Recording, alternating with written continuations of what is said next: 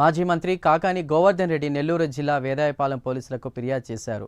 మాజీ సీఎం జగన్పై సోషల్ మీడియాలో ముఖ్యంగా దీనికి సంబంధించి అనుచిత పోస్టులు పెడుతున్నారని ఫిర్యాదులో పేర్కొన్నారు.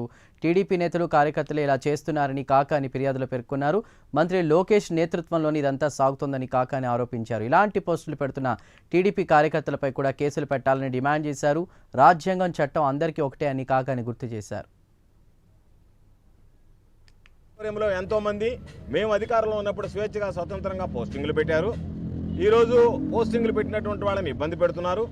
అదేవిధంగా ఫేక్ పోస్టింగ్లు పెట్టి గతంలో ఏదో పెట్టారని చెప్పి ఎవరి మీదైతే మీరు కక్ష సాధింపులకు పాల్పడాలనేటువంటి ఆలోచన చేస్తున్నారో వాళ్ళందరి మీద కేసులు నమోదు చేసి ఈరోజు సోషల్ మీడియాని వేదికగా వైఎస్ఆర్ కాంగ్రెస్ పార్టీకి సంబంధించినటువంటి వ్యక్తులు మీరు ఇబ్బందులు గురి చేస్తున్నారు, అరెస్ట్ చేస్తున్నారు.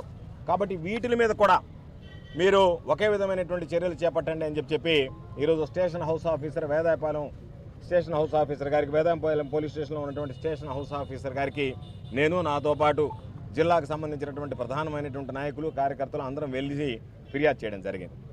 ఎందుకు చెప్తున్నాము అంటే ఈరోజు రాజ్యాంగం ప్రతి ఒక్కరికి సమానమైనటువంటి హక్కు ప్రసాదించింది. చంద్రబాబు నాయుడుకో పవన్ కళ్యాణ్ గారికో ఏదో ఎక్కువనో లేదా అధికారంలో ఉంటే ఆ పార్టీకే కొమ్ము కాయాలనేటువంటి ఆలోచన ఎప్పుడు లేదు. రాజ్యాంగంలో అవన్నీ పొందుపరచలేదు.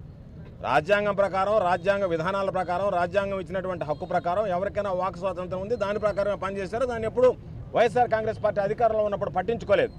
ఈరోజు దాన్ని ఏదో బూచిగా చూపించి ఈరోజు మమ్మల్ని ఇబ్బంది పెట్టడానికి, అంటే మా గొంతు నొక్కడానికి, ఈ ప్రభుత్వం సూపర్ 6 అమలు చేయకపోయినా, ప్రజల్ని మొబ్బపెట్టినా, ప్రజల్ని మోసం చేస్తున్నా మీరెవరూ గళం ఎప్పకూడదు, గళం ఎత్తి మాట్లాడకూడదు, ఎత్తితే మిమ్మల్ని